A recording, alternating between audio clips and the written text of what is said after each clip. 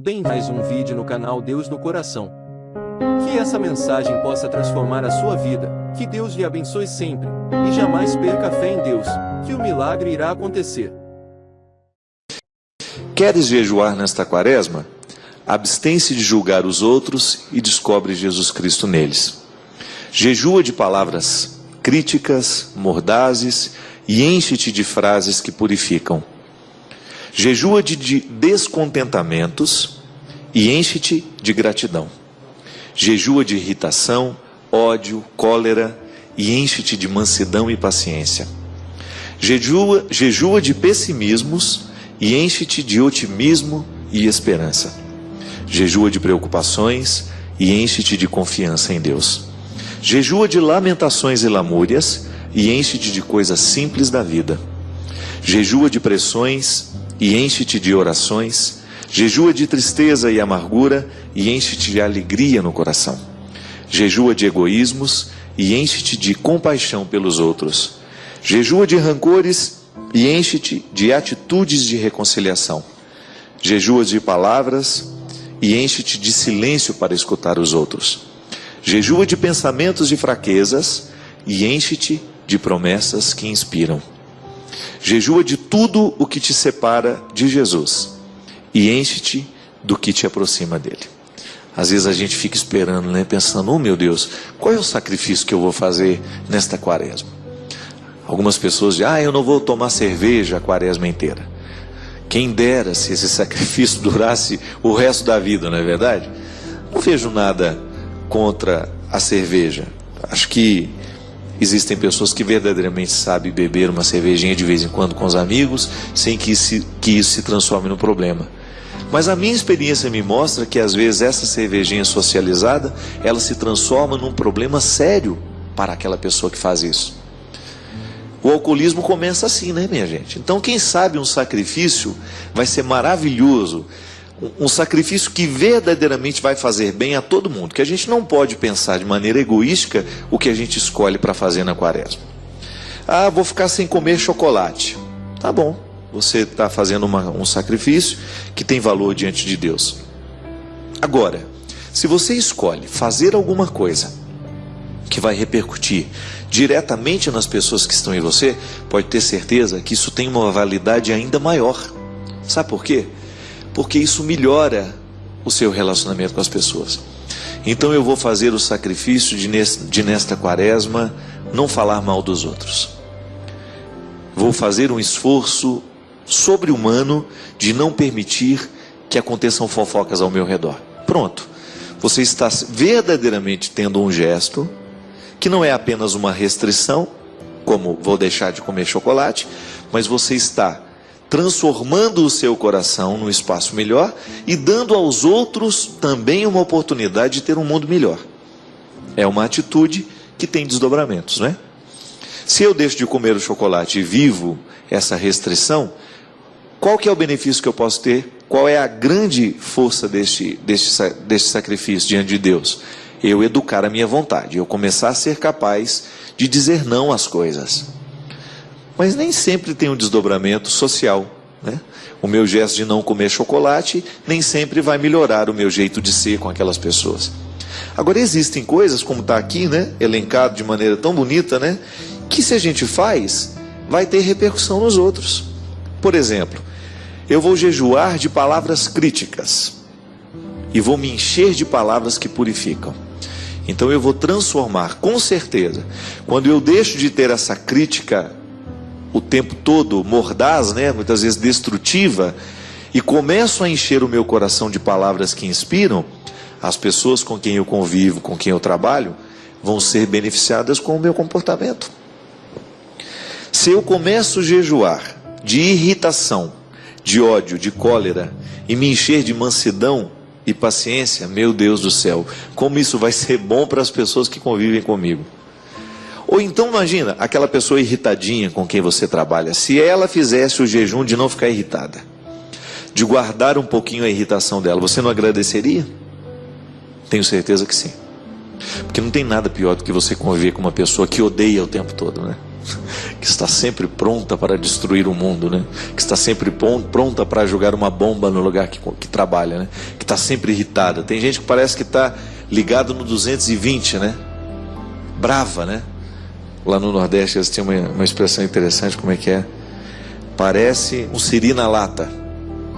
Prende um sirizinho dentro da lata para você ver a agonia que ele fica. O tanto que ele fica louco para sair ali de dentro. Às vezes existem pessoas que são assim também. Fica igual um siri na lata, irritado e bravo. E essa irritação acaba fazendo parte daquela pessoa. Todo mundo já olha para ela sabendo que ela é irritada, que ela é sempre mal-humorada. Pelo amor de Deus, faz um jejum disso. Começa a se comprometer diante de Deus. Eu não quero mais ter essa cara emburrada. Vou permitir que Deus transforme a minha cara. Vou permitir que Deus transforme o meu humor. Vou lá fazer os meus sacrifícios práticos de quaresma, as minhas orações, mas vou unir a estes sacrifícios um compromisso de viver melhor, de ser um ser humano melhor.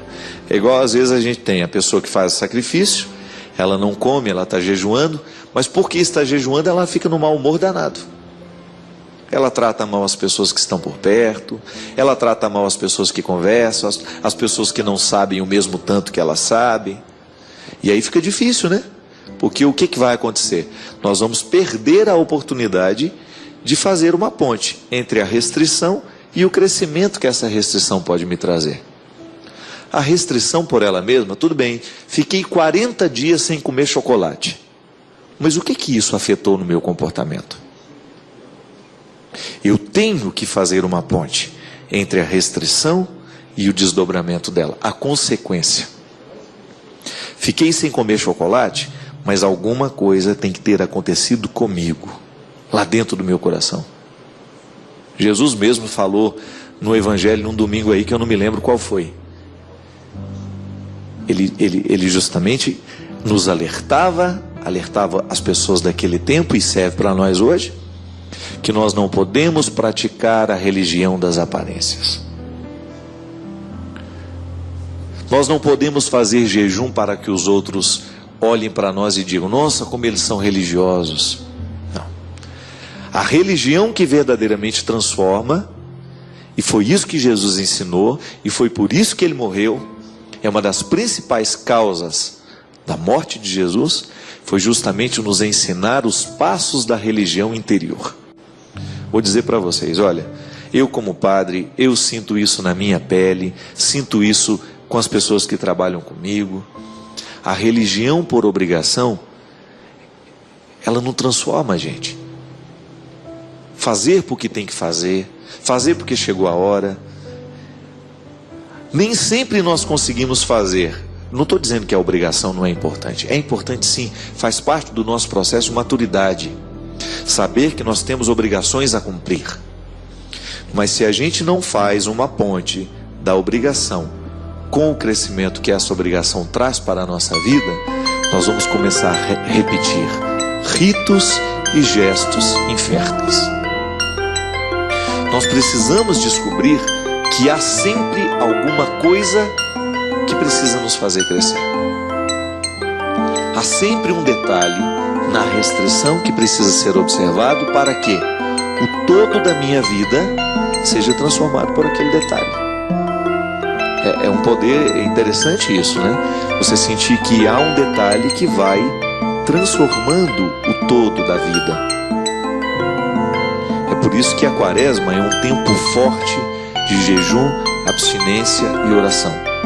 Mas não significa que ao longo do ano isso não faça parte da vida cristã. Toda a vida cristã é feita de sacrifício. Aí você vai, nossa, mas que visão dolorista de religião, hein, padre? É porque na verdade a psicologia já nos ensinou isso. A vida nos ensina isso o tempo todo. Nenhum ser humano pode ser grande, nenhum ser humano pode ser verdadeiramente grande se ele não passa pelos sacrifícios diariamente, se ele não vive as restrições de cada dia. E a gente, seria uma ilusão da nossa parte pensar que nós vamos conseguir grandes coisas na vida se a gente não sacrifica para alcançar. Você acha que viver fidelidade casamento que durou 50 anos, 60 anos, como a gente viu no passado, você acha que as pessoas conseguiam isso de qualquer jeito? Não. Só que tinha um detalhe: a capacidade de resignar-se do ser humano de 20 anos atrás parecia ser muito maior do que a nossa de hoje. A nossa geração, as nossas gerações agora, eu sou mais velho até, né? Tem as gerações agora, do presente e do futuro, elas não são muito propensas a sacrifícios. Quando você fala de restrição, ixi, meu Deus, por que cresce tanto hoje a mística dessas religiões que não estão comprometidas com nada? Eu acredito que Deus é uma energia, uma força superior. Religião é bobagem. Ter religião é coisa do passado, não é necessário. Eu não estou preso a nenhuma fé. Isso é um discurso bonito que muitas vezes esconde preguiçoso. É um escudo que protege gente preguiçosa. Porque esse Deus, que é energia, né, que todo mundo fala, que muita gente fala hoje, que não compromete com nada, que não compromete com ninguém, isso é coisa de gente preguiçosa. E olha, e se tem uma coisa que nós podemos afirmar sem medo de errar, o cristianismo não é uma proposta para gente preguiçosa. O cristianismo não é uma proposta para gente molenga. É exigente. É exigente e vai pedir de nós o tempo todo uma resposta. Sabe por quê? Configurar a nossa vida à vida de Jesus dá trabalho. Aquela frase de Pilatos: eis o homem. Quando Pilatos apresenta Jesus para ser crucificado, né? Para ser condenado, para passar por todo aquele suplício. Eis o homem. Ali existe uma verdade antropológica, que nós fazemos a leitura agora, né? A teologia faz uma leitura desta frase de Pilatos. Então, em Jesus nós temos o modelo de humanidade. E quando a igreja nos propõe a conversão, e a quaresma é um tempo forte de conversão, a igreja está nos propondo isso: olhem para Jesus, sejam como Ele. É o único caminho seguro de salvação. Olhar para Jesus, descobrir que Ele é o referencial daquilo que nós precisamos ser. A igreja é um caminho para nos ensinar isso, para nos levar isso. A igreja é o sinal desta salvação. É por isso que nós não podemos acreditar numa fé que não nos comprometa com realidades concretas. Acreditar num Deus que não mexe no meu jeito de ser, acreditar num Deus que está só dentro do livro, que é um poema bonito, né? Outro dia eu ouvi o Dunga dizer, e ele tem razão, nós não podemos transformar a profecia em discurso banal. Nós não podemos esquecer a profecia. A poesia é bonita, mas a poesia tem que ser profética. Ela tem que ser lugar da verdade. Ela tem que ser lugar que mexe com o nosso coração. Quando eu escuto uma coisa bonita, aquilo me emociona. Mas esta emoção tem que mobilizar uma ação. É assim que a gente vai se configurando ao Cristo. O que é o sacramento? O sacramento é uma oportunidade que a igreja nos oferece de apressar esta configuração. Quando eu confesso os meus pecados e recebo do Padre a absolvição, em nome do Cristo, eu apresso a minha chegada. Eu apresso a minha aproximação de Jesus. Minha gente, é como a gente... É a mesma coisa. Eu gosto do meu pai. Admiro o meu pai. Você admira o seu pai. Você gosta do seu pai. Você começa a querer ser como ele. Você presta atenção no jeito como seu pai age. E existem situações que apressam o seu jeito de ser como seu pai é. Você vai descobrindo. Seu pai é engenheiro, você descobre que tem um curso. Você faz uma engenharia, você começa a ser mais como ele é. Seu pai era, digamos, um homem presidente de tal clube. Você quer ser também presidente, para ser como ele. É engraçado isso. A identificação é um processo humano que não tem outro desejo senão apressar o nosso jeito de ser, para a gente ser mais ou menos igual ao outro. Vai lá no exemplo mais baixo que pode ter, né? Você gosta daquela atriz, acha aquela atriz fantástica. Aí um dia você se pega cortando o cabelo igual ela. Você se pega prestando atenção como é a roupa daquela atriz. Aí você começa a se vestir parecido. Isso é identificação. A vida humana ela está o tempo todo ligada ao processo das identificações.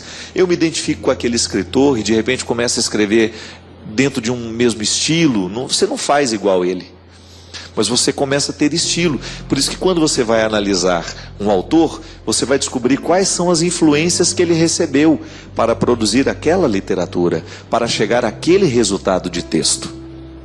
A vida cristã é a mesma coisa. Quando alguém olhar para a nossa vida, as pessoas precisam descobrir alguma coisa de Jesus ali.